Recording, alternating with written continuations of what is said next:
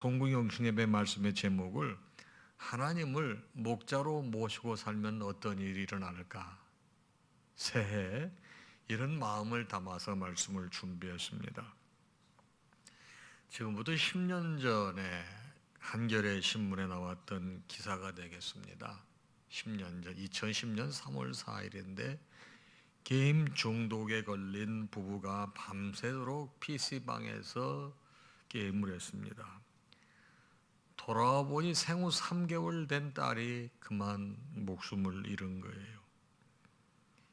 경찰이 조사해 보니 아기를 지하실 방에 홀로 방치해 두어서 애가 굶어 죽은 거예요.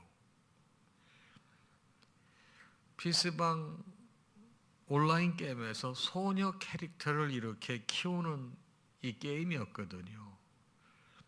하루에 한 번만 자신의 아이에게 분유를 주고 허구한 날 그 PC방에서 그 소녀 캐릭터를 키웠던 거죠. 그 집의 냉장고 안에서는 오래되어 곰팡이가 생긴 분유도 발견되었습니다. 죽은 아기는 뼈만 앙상한 상태로 날마다 엄마 없을 때 배고파 울며 지쳐서 목숨을 잃은 거죠. 여러분, 게임 중독, 가상세계와 현실이 뒤바뀐 삶을 만들어버린 것입니다. 생후 3개월 된 아기는 그렇게 해서 굶어 죽었어요. 여러분, 갓 태어난 아이들은 부모의 사랑과 보호 없이는 살 수가 없습니다. 아무리 귀한 생명이라 하더라도 보살펴 주지 않으면 살 수가 없는 것입니다. 여러분, 우리 성도의 삶도 마찬가지예요. 하나님의 사랑과 보호 없이는 살 수가 없습니다. 오늘 저는 여러분이 너무나도 잘 알고 익숙하게 인식하고 있는 시편 23편을 본문으로 택했는데, 이 시편 23편은 바로 다윗의 신앙 고백이 되겠습니다. 여호와는 나의 목자시니, 왜 이런 표현을 썼을까요? 여러분 잘 아시다시피 다윗은 바로 목동 출신입니다. 목자의 경험이 있는 사람이에요. 그래서 자기 목동 생활을 했고 목자 생활을 했던 경험에서 연유해서 우리 하나님을 목자로 비유해서 시편 23편을 쓴 것이죠. 어린 양, 목자의 보호와 인도 없이는 살 수가 없습니다. 어린 양 방향 감각도 없습니다. 싸울 수 있는 무기도 없습니다. 어린 양 그러므로 결코 없이는 자신의 목숨을 스스로 부지할 수 없는 존재가 어린 양입니다. 시편 23편은 성경학자들이 말하기를 다윗이 왕이 되기 전에 바로 이 사울의 추적을 피해서 바로 불안한 삶을 살 때 위기의 상황에서 지은 것이라고 이렇게 설명을 합니다. 자, 그러면 여러분과 제가 하나님을 목자로 모시고 살면 어떤 일이 있을까요? 하나님을 목자로 모시고 살게 되면 여러분과 제가 부족함이 없게 됩니다. 시편 23편 1절에 보니 여호와는 나의 목자시니 내게 부족함이 없으리로다 그랬습니다. 바로 부족함이 없다고 하는 건 뭐예요? 매우 넉넉하고 풍족하여 부족함과는 전혀 관계가 없다는 거예요. 바로 어린 양들을 푸른 초장과 쉴만한 물가로 인도해서 초장과 물이 있게 되면은 부족함이 없는 것이라는 것이죠. 너무나 이 다윗은 그 환경을 잘 아는 거예요. 그가 나를 푸른 풀밭에 누이시며 쉴만한 물가로 인도하시는도다. 자기가 목동 생활을 하면서 양들의 상태를 봤더니 바로 푸른 풀밭과 바로 쉴만한 물가만 있게 되면 양들이 그렇게 평안하게 잘 지냈던 것을 봤고 경험했고 알기 때문에 그런 거예요. 여러분, 그렇습니다. 시편 34편 10절에 보니 젊은 사자는 궁핍하여 줄일지라도 여호와를 찾는 자는 모든 좋은 곳에 부족함이 없으리로다 그랬습니다. 그래서 하나님을 목자로 모시고 살게 되면 부족함이 없는 거예요. 창세기 26장에 보게 되면은 기근을 만난 이삭의 이야기가 기록되어 있지 않습니까? 이삭은 유다 산지나 요단 계곡 근처에 살았는데 기근을 만나게 되었습니다. 이삭은 기근 속에서도 살아남을 수 있는 희망의 장소로 애굽을 선택했습니다. 이삭은 자기 가족들을 데리고 이제 애굽으로 향하고 있었습니다. 그런데 하나님께서 이삭의 가는 길을 막으셨어요. 창세기 26장 2절 이하예요.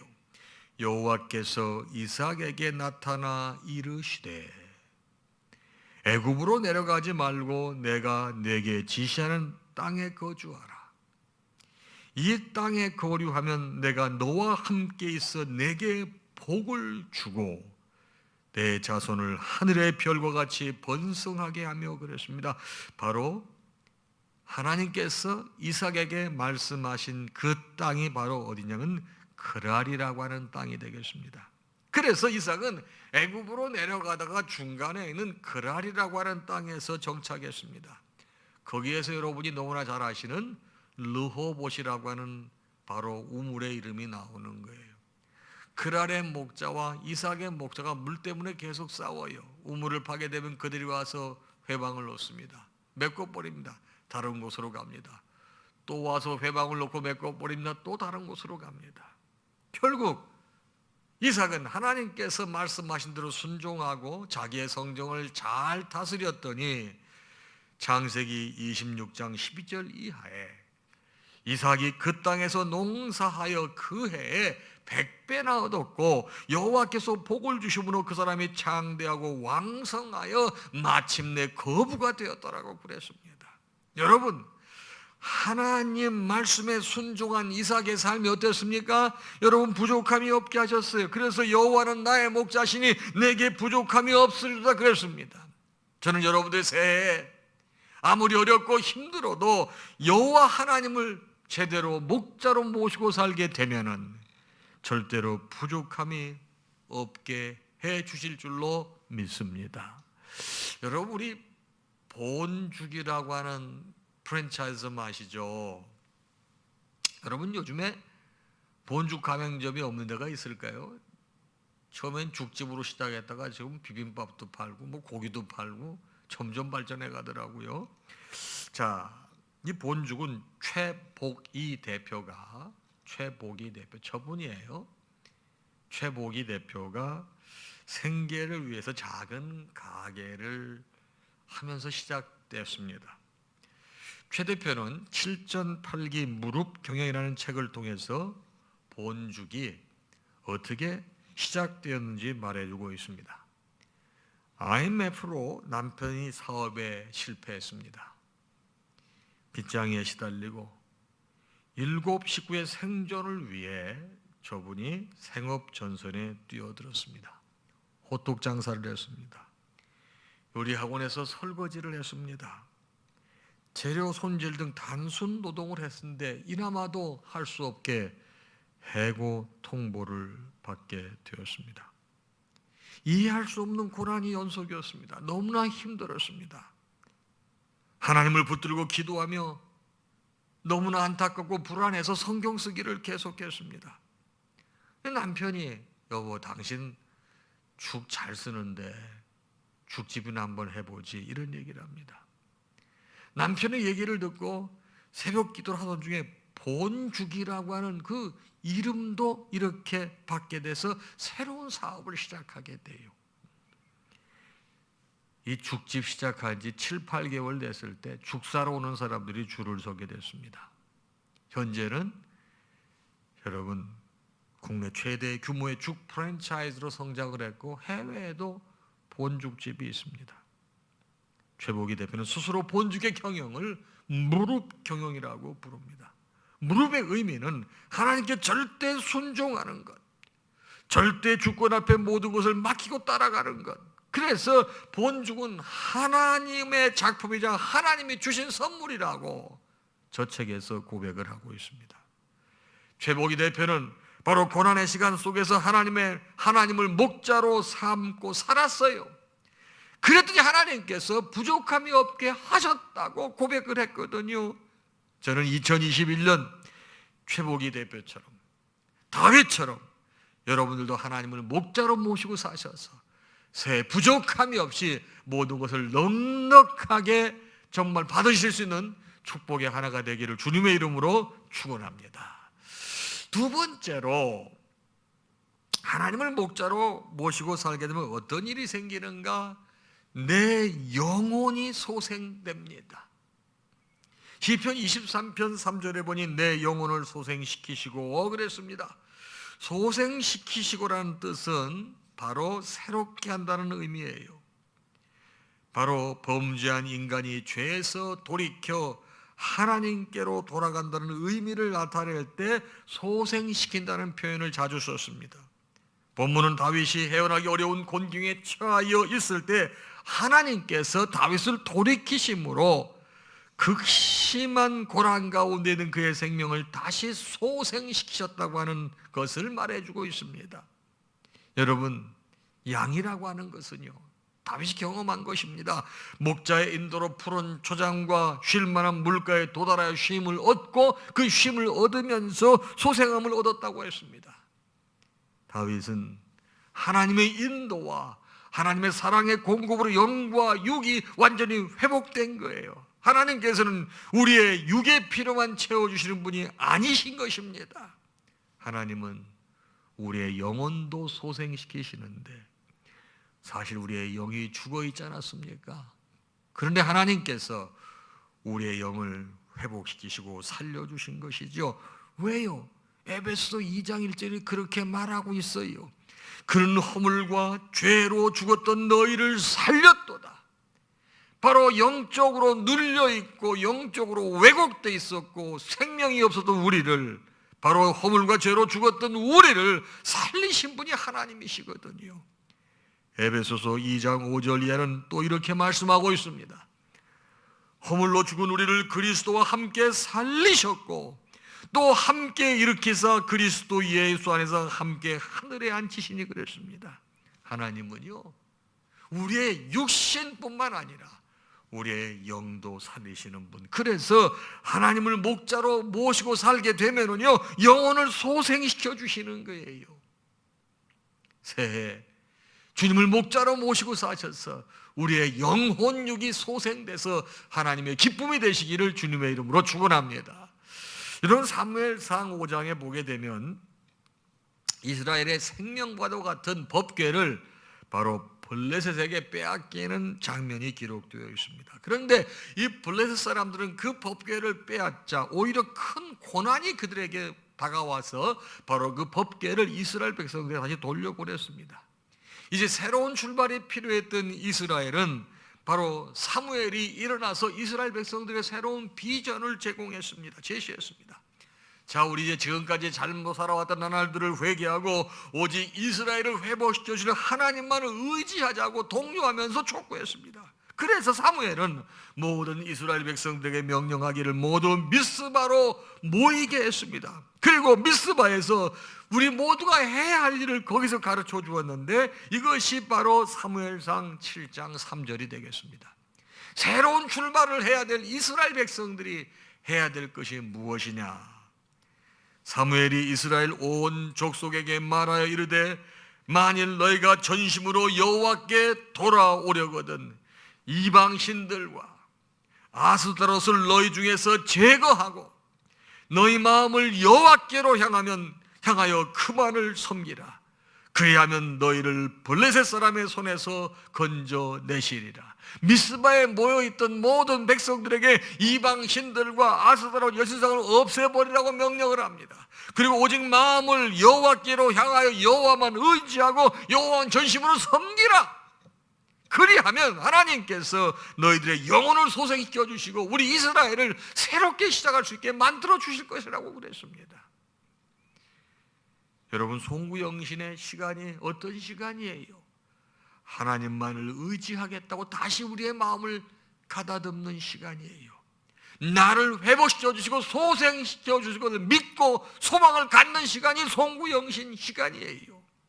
바로 미스바 성회를 통해서 하나님께서는 이스라엘 백성들을 다시 소생시켜 주셨습니다. 사랑하는 여러분, 하나님을 목자로 모시게 되면은요, 바로 우리의 영혼이 소생되게 되어 있습니다. 여러분, 사람은 일생 동안 대량 물을 한 3만 리터 정도 마신다고 그래요. 인체 동맥과 정맥의 총 길이를 연결해 보니까 거의 10km 정도 된다고 합니다. 여러분 아시다시피 우리 몸속에 흐르는 피도 이 피의 성분이 70~80%가 물이라는 거 아시죠? 그래서 우리는 몸에서 수분이 2%만 부족해도 갈증을 느껴요. 그래서 여러분 우리 옛날에 2% 그런 여러분 이 드링크 나왔던 이 음료수 나왔던 거 기억하세요? 거기서 착상하는 거예요. 2%만 부족해도 갈증을 느끼고 만약에 7% 정도의 수분을 잃게 되면은 혈액순환이 먹고 사람이 죽습니다. 즉 물은 모든 호흡 있는 것들의 생명이에요. 그 물이 없으면 안 돼. 예수님은 영혼의 생수이십니다. 그래서 여러분과 제가 평생도록 마시고 마셔야 될 생수가 예수 그리스도예요. 제 얘기가 아니에요. 요한복음 4장 13절 말씀입니다. 예수께서 대답하여 이르시되 이 물을 마시는 자마다 다시 목마르려니와 내가 주는 물을 마시는 자는 영원히 목마르지 아니하리니 그 속에서 영생하도록 솟아나는 샘물이 되리라. 여러분 그러기에 예수 그리스도께서 생명수예요. 예수 그리스도께서 바로 생수 그 자체세요. 그러기에 여러분과 저는 평생토록 쉬지 않고 생명수 되시는 예수 그리스도를 마셔야 되는 것이오시라. 그래서 요한복음 7장 38절에 이런 말씀이 있어요.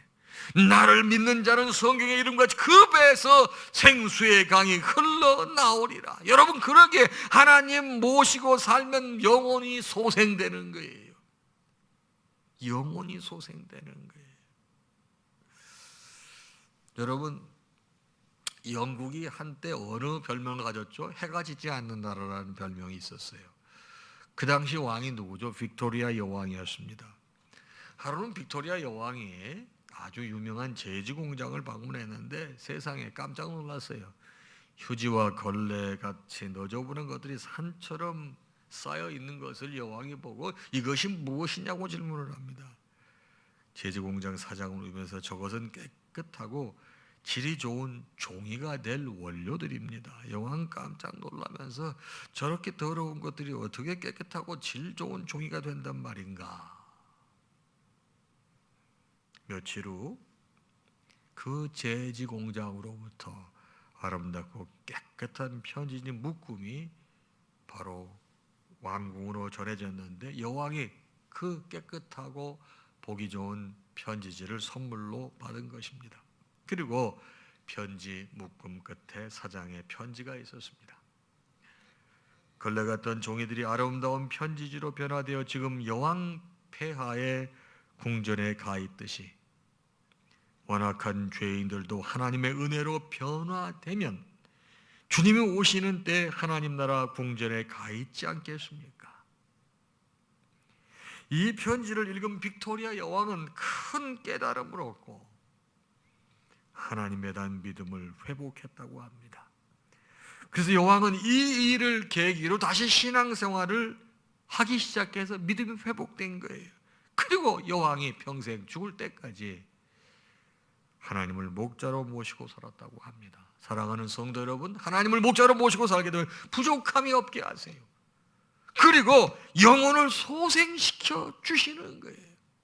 세 번째는 뭔지 아십니까? 여러분과 제가요 사망의 음침한 골짜기를 다닐지라도 해를 두려워하지 않게 만들어 주셔요. 우리를 지켜주신다는 거예요. 오늘 본문 4절 말씀이 되겠습니다. 내가 사망의 음침한 골짜기로 다닐지라도 해를 두려워하지 않을 것은 주께서 나와 함께 하심이라. 주의 막대기와 지팡이가 나를 안위하시나이다. 여러분 이게 뭐예요? 사망의 음침한이 무슨 뜻이에요? 극단적인 위험의 상황을 말하는 거예요. 다닐지라도 무슨 말이에요? 어떤 길을 갈지라도 어디에 가더라도 의미 아니겠습니까? 그러니까 이것은요 당시 팔레스타인의 지형을 이해하게 되면 더 잘 이해할 수 있어요. 여러분 산은요 일찍 해가 지는 거 여러분 아십니까? 산이 높으면요 계곡이 깊은데 대개 여러분 산을 따라서 길이 있는 거는 물가를 통해서 이렇게 길이 있는 거예요. 내려오는 길도 물가를 통해서 거의 많이 있어요. 근데 산이 높으니까 계곡이 깊지 않습니까? 그러면 그늘이 굉장히 깊게 드리워져요. 그래서 깊은 골짜기를 지나갈 때고 하는 것은 깊게 드리워지는 그림자를 염두에 두고 쓴 거라고 합니다. 당시 다윗이 처한 상황이 그랬어요. 끔찍하게 절망적인 상황이었습니다. 이렇게 표현한 것입니다. 왜요? 사울 왕이 군사 3,000명을 동원해 추격해 오고 있습니다. 다윗의 고백을 보면은 사무엘상 20장 3절에 너무나 아주 정확하게 설명을 했더라고요. 나와 죽음의 사이는 한 걸음뿐이니이다. 군사 3,000명이 자기를 잡으러 오고 있는데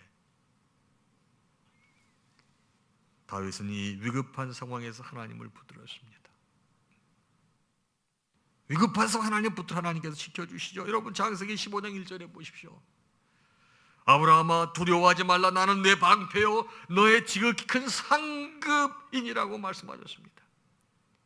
신명기 7장 21절에 보게 되면 너는 그들을 두려워하지 말라. 너희 하나님 여호와 곧 크고 두려운 하나님이 너희 중에 계심이니라. 여러분 그러게 여러분과 제가 새해 목자를 하나님을 목자로 모시고 살게 되면 사망의 음침한 골짜기를 다닐지라도 두려워하지 않게 만들어 주신다는 거예요.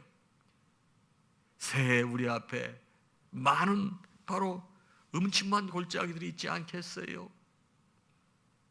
많은 어려움이 있지 않겠어요? 그래도 여호와 하나님을 모시고 살면은 하나님께서 우리를 지키신다는 거예요. 사무엘상 17장 45절에 보게 되면 다윗이 골리앗을 두려워하지 않는 내용이 나와 있어요. 다윗이 블레셋 사람에게 너는 칼과 창과 단창으로 내게 나아오거니와 나는 만군의 여호와 이름 곧 내가 모욕하는 이스라엘 군대의 하나님의 이름으로 내게 나아가노라. 여러분 하나님을 목자로 모시고 살게 되면요 사망의 음침한 골짜기를 다녀도 두려워하지 않게 만들어 주세요. 어린 다윗이 이렇게 고백했어요. 여러분 고대 노르웨이 사람들은요 지혜와 용맹을 갖춘 사람들이에요. 여러분 제가 10주년 됐을 때 교회에서 저와 제 처를 이렇게 그 북유럽을 교회에서 보내주시지 않으셨습니까? 참 저는 잊을 수 없는 너무나 좋은 경험을 많이 했습니다. 그때 노르웨이도 갔었죠. 여러분 그 사람들 이 바이킹 후예들 아닙니까? 해적들 그 사람들이 타던 배 이런 것도 박물관에 가서 다 보고 이 사람들이 왜 이렇게 노략질을 했는가 이런 것도 이제 알게 됐는데 이 사람들은 작은 배로 이 북대서양의 먼 바다까지 항해를 했다고 합니다. 근데 무슨 어떤 과학적인 도구가 있질 않았다는. 근데 그들은 항해할 때마다 항상 커다란 이 세장에다가 여러 마리의 갈까마귀를 넣고 출항했다고 합니다. 그런데 이 사람들이 바다에서 항해를 하다가 방향을 잃었을 때 이 갈까마귀 한 마리를 꺼내가지고 탁 날려보낸답니다. 그러면 갈까마귀가 날아가는 것을 주시하면은 그 배를 그 방향으로 따라가게 되면 방향을 잡는다는 거예요. 왜냐하면 이 갈까마귀가 굉장히 예리한 눈을 가지고 있대요. 그래가지고 멀리 본다는 거예요. 사람 눈으로는 도저히 비교할 수 없는 것을 본다는 거예요.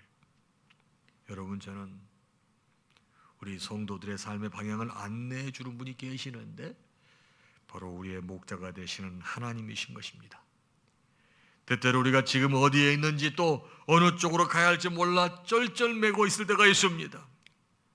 우리 성도들은 우리의 인생길을 다 아시는 하나님 그분 안에 있기만 하면 평안을 누리게 되는 거예요. 성도는요 동전의 양면처럼 두 가지 측면을 가지고 살아요. 바로 신앙과 두려움이에요. 모든 성도는 신앙과 두려움 두 가지를 가지고 있어요. 우리도 믿음을 가지고 있지만은 보통 사람들처럼 어둡고 두려운 상황을 늘 직면하게 되어 있습니다. 그런 두려운 상황 속에서도 여러분과 제가 주님 안에 있고 여호와 하나님을 우리의 목자로 모시게 되면은 바로 우리 주님께서 우리를 불쌍히 여기시고 긍휼히 여기셔서 평안을 주신다는 것입니다. 여러분 그래서 하나님을 우리 목자로 모시고 살게 되면 사망의 음침한 골짜기를 다녀도 두려움이 없는 거예요.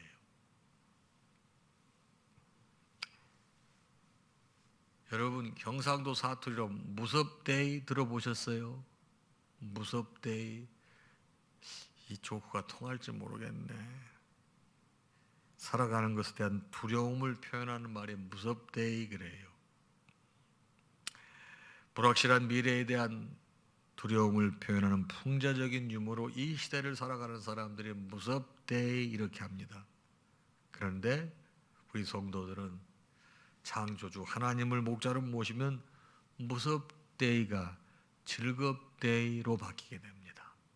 사랑하는 성도 여러분, 이제 새해가 곧 밝아옵니다. 여러분과 제가 새해 우리 하나님을 목자로 모시고 살게 되면 부족함이 없게 다 채워주십니다.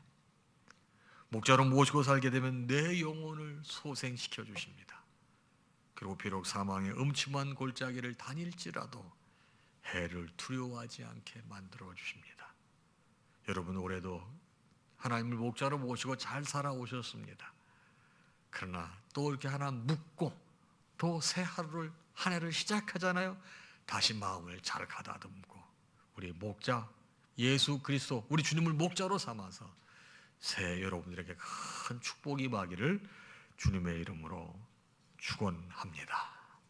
제가 이제는요, 우리 송구영신 예배 때 우리 모든 교우들을 위해서 축복 기도를 했는데 할 수가 없어서 제가 이렇게 온라인으로 예배하면서 전체 우리 이 모두를 위해서 기도하고 제가 축도로서 송구영신 예배를 마치도록 하겠습니다.